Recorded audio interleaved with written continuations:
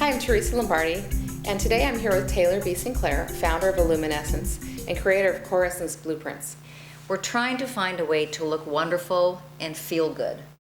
So I know that you have a lot of experience in the fashion world. You've been an image consultant, you have experience as a designer, you have experience with color, radiances, makeup. What would you say the difference is between something like, let's say, image consulting, which is an old paradigm concept, is what you would call it, and Core Essence Blueprinting?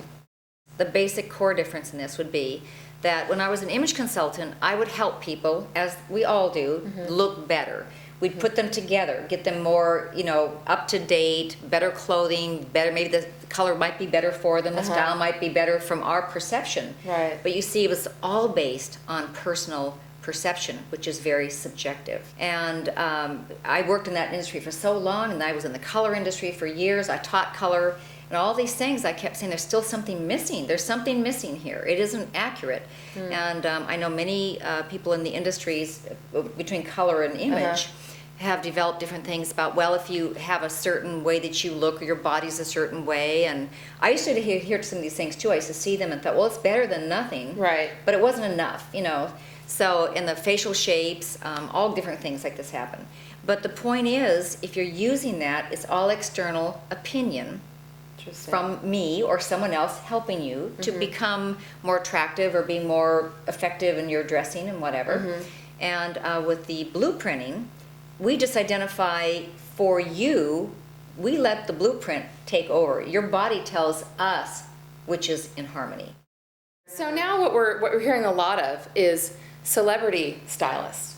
How is that different than, say, image consulting, and also compared to being in your essence? I think a stylist is just a different name for someone who is helping you dress. I don't think there is no industry that I know of that's for stylists. I don't think there's any training or any kind of coming together as far as anything like the image industry has. Okay. But a stylist is, I think today's world could be anything, wear from a hairdresser, or just someone who has a good eye for clothing, or I think it's a very overused word right now.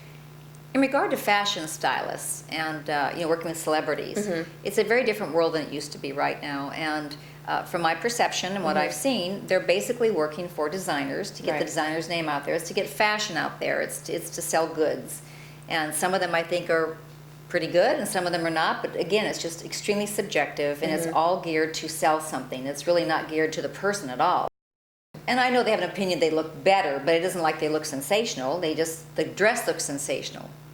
How can blueprints affect, or how can you help women avoid the confusion that comes out at the makeup counter?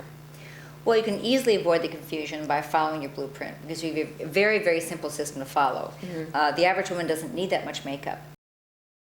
It all depends on the way it's applied also. And over the past 28 years, makeup artists are all taught pretty much the same type of thing about how to apply makeup. There's not a lot of difference. There's certain rules you follow, and they're very good rules in most cases, they are. Right. And how we would differ with your own field of harmony would be that we don't apply makeup the same way to any of the different blueprints that we do.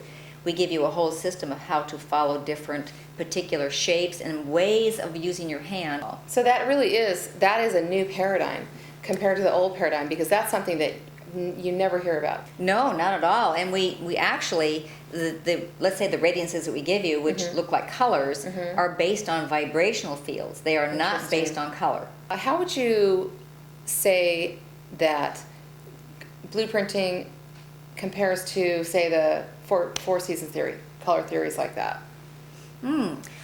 I taught four-season work for some years, and it was an incredible field.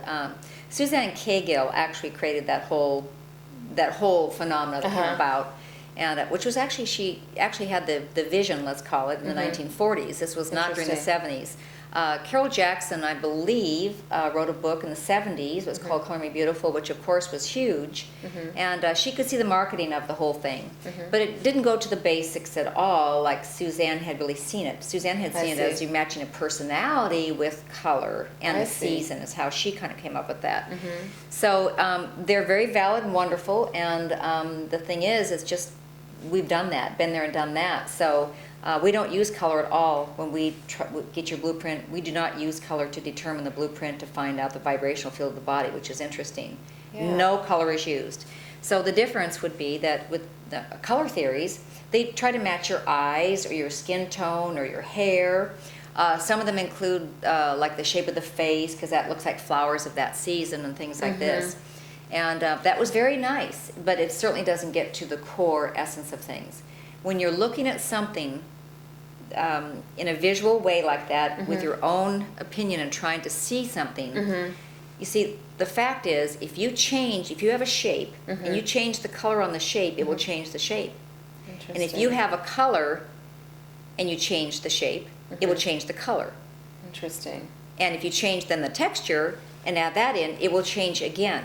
Our eyes, what we're actually seeing is not what we think we're seeing. If you're in your harmony, if you're in your own field of harmony, which is what that field is when you find the blueprint, we find that field of harmony for you, then things, like I said, the rules kind of just start dissipating. That's interesting. I want to So- go back to what you said about how color, shape, and texture affect each other. When we think of texture, we don't think it can change. And when you think of a shape, it's a shape. And when you think of color, that's a color. And for instance, when you're looking at, people look at facial shapes. So what you're saying is you put a different color next to someone's facial shape, it changes their shape? Absolutely. That's fascinating. It is fascinating. And this is why it took so many years to develop our test, because we kept trying to look with our own eyes and see what we're trying to see, and you try to figure it out. Right. But it doesn't work that way. And then when we finally found this vibrational field, then it absolutely works. So We just watch the tissue. We don't watch anything else but the tissue. We don't need to watch anything else.